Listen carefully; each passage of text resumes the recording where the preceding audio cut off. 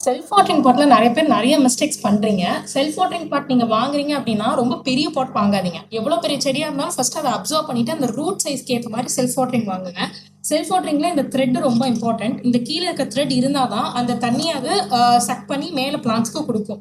இன்னொன்னு self watering பாட் வச்சிருக்கீங்கன்னா, over watering பண்ணாதீங்க. இந்த வாட்டர் ஒன்ஸ் கீழ போய் தேங்கிருச்சு அப்படின்னா, அடுத்த தடவ ஊத்தும்போது அடியில தண்ணி இல்லையா, இருக்கான்னு பார்த்துட்டு ஊத்துங்க. இந்த தப்பு பண்ணி எனக்கு 2 பிளான்ட் இறந்துருச்சு. ஸோ நான் வந்து கீழ தண்ணி இருக்குன்னு தெரியாம மேல நான் ஊத்திட்டு இருந்திருக்கேன். ஸோ அதனால எனக்கு ரூட் ஃபுல்லா ராட் ஆகி பிளான்ட்டே ஃபுல்லா டெத் ஆயிடுச்சு.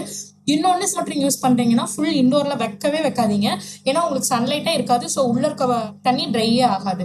ஸோ ரொம்ப அவேரா இருங்க. நீங்க செல்ஃப் வாட்டரிங் பாட்ஸ் யூஸ் பண்றீங்க லைக் ஃபிலாடென்ட்ரான், மணி பிளான்ட் அதுக்கு யூஸ் பண்ணீங்கன்னா ரொம்ப கவனமா இருங்க.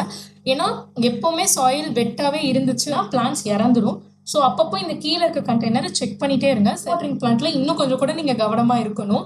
அண்ட் எதுக்கு யூஸ் பண்ணலாம் செல்ஃப் வாட்டரிங் அப்படின்னா ஸ்ப்ளிங்ஸ்க்கு யூஸ் பண்ணலாம்.